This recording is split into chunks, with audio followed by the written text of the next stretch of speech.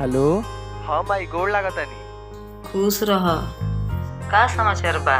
सब ठीक बा माई। कह तनी छठ में छुट्टी मिल गइल बा। आओ तनी गाँवे। का कहतारा छठ में आवे के? हाँ माई।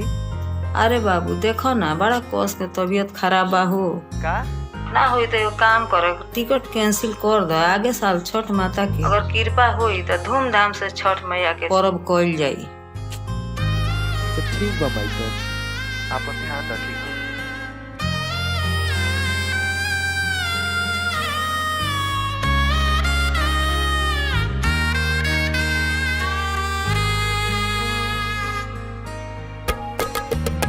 के कर बड़ी बहड़ी अखिया, के कर लामी लामी के कर लामी लामी के कर पिया पहर देसिया, के जो हेला साने के ये जो हेला साने।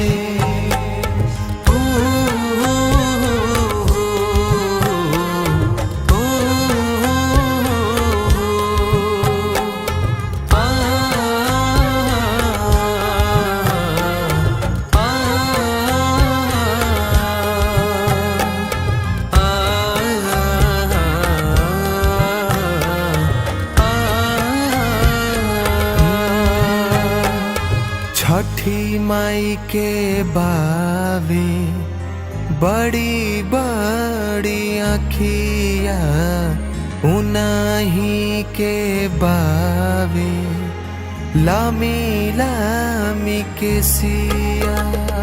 छठी माई के बावे बड़ी बड़ी अखिया, उनाही के बावे लामी लामी के सिया।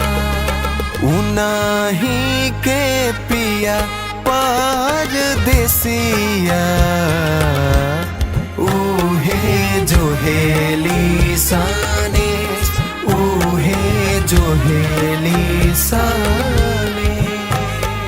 छठी माई के बड़ी बड़ी अखिया, उन्हीं के लामी लामी के उन्हीं के लामी लामी के।